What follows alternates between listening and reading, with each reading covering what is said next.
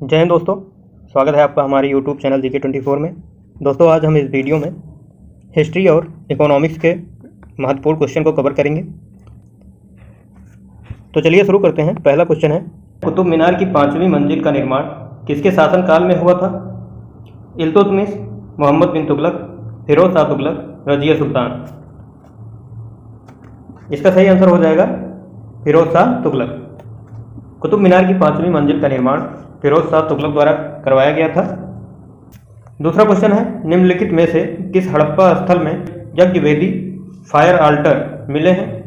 कालीबंगा, हड़प्पा, मोहनजोदड़ो, राखीगढ़ी। इसका सही आंसर हो जाएगा कालीबंगा।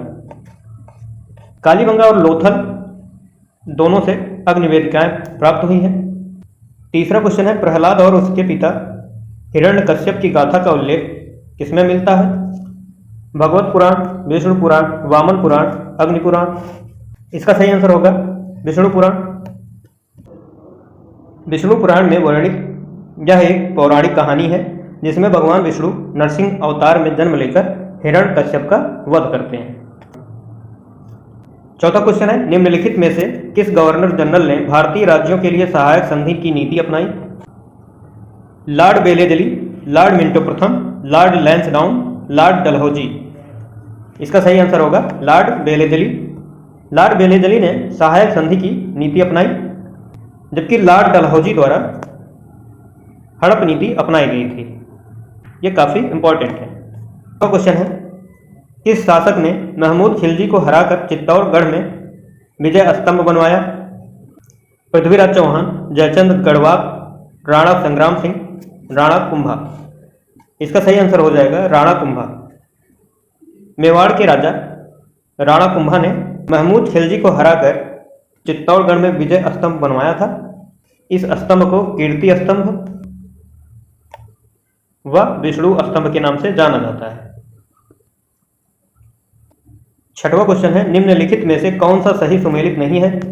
M.A. अंसारी, कानपुर षड्यंत्र कांड, बटुकेश्वर दत्त असेंबली बम कांड, अशफाक उल्ला खान काकोरी रेल लूट कांड, सूर्यसेन चटगांव विद्रोह कांड। M.A. अंसारी कानपुर षड्यंत्र कांड से संबंधित नहीं थे। बटुकेश्वर दत्त असेंबली बम कांड में सम्मिलित थे। भगत सिंह के साथ इन्होंने मिलकर असेंबली में बम फेंका था। अशफाक उल्ला खान जो काकोरी रेल लूट कांड से संबंधित हैं।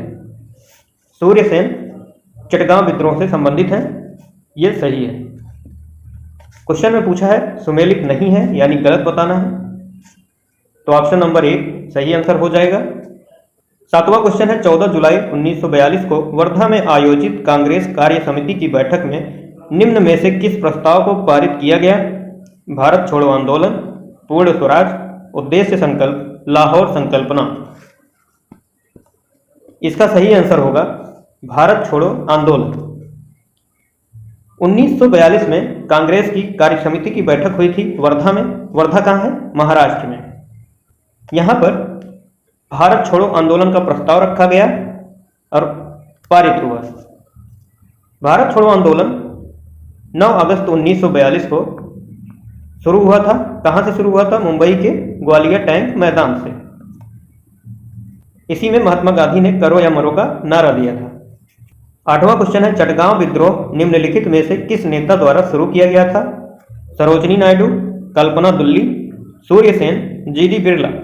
अभी पीछे के प्रश्न में देखा हमने चटगांव विद्रोह सूर्यसेन से संबंधित था, यानी ऑप्शन नंबर 3 सही आंसर हो जाएगा। चटगांव विद्रोह 1930 में सूर्यसेन द्वारा किया गया था। 9वां क्वेश्चन है, किस भारतीय क्रांतिकारी को अक्सर बलराज उपनाम से जाना जाता है? चंद्रशेखर आजाद, रामप्रसाद बिस्मिल, भगत सिंह, बटुकेश्वर दत्त। इसका सही आंसर हो जाएगा चंद्रशेखर आजाद। चंद्रशेखर आजाद 9 अगस्त 1925 को होने वाली काकोरी ट्रेन डकैती में शामिल थे। काकोरी ट्रेन डकैती में डकैती शब्द को एक्शन में परिवर्तित कर दिया गया है यूपी सरकार द्वारा, तो इसका नाम अब हो गया है काकोरी ट्रेन एक्शन। चंद्रशेखर आजाद और भगत सिंह मिलकर 1928 में दिल्ली के फिरोज शाह कोटला में हिंदुस्तान सोशलिस्ट रिपब्लिकन एसोसिएशन नामक एक संगठन की स्थापना की। 10वां क्वेश्चन है, भारत का कौन सा शहर हुगली नदी पर स्थित है? कलकत्ता, गंगटोक, चेन्नई, कटक। इसका सही आंसर हो जाएगा कलकत्ता। कलकत्ता जो हुगली नदी पर स्थित है, यह पश्चिम बंगाल की राजधानी है, वेस्ट बंगाल की राजधानी है। 11वां क्वेश्चन है, निजाम सागर बांध निम्नलिखित में से किस राज्य में स्थित है? कर्नाटक, तेलंगाना, पश्चिम बंगाल, आंध्र प्रदेश। इसका सही आंसर हो जाएगा तेलंगाना। निजाम सागर बांध तेलंगाना में स्थित है। यह बांध मंजीरा नदी पर बना है। मंजीरा नदी जो गोदावरी नदी की सहायक नदी है। 12वां क्वेश्चन है, नल्लमाला पहाड़ियां निम्नलिखित में से किस पर्वत श्रृंखला में स्थित है? पूर्वी घाट, पश्चिमी घाट, अलावल्ली रेंज, विंध्य रेंज। इसका सही आंसर होगा पूर्वी घाट।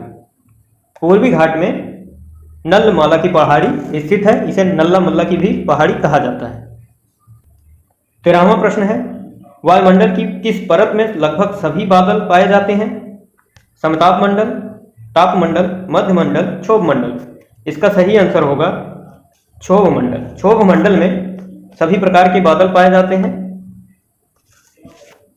जितनी भी मौसमी घटनाएं होती हैं सब क्षोभ मंडल में घटित होती हैं, बिजली कड़कना, बारिश होना इत्यादि। समताप मंडल में ओजोन परत पाई जाती है। मध्य मंडल जो वायुमंडल के सभी परतों में सबसे ठंडी है, इसको भी आपको ध्यान रखना है। 14वां प्रश्न है, भारत में किस पंचवर्षीय योजना के अंतर्गत नीली क्रांति का आरंभ किया गया था?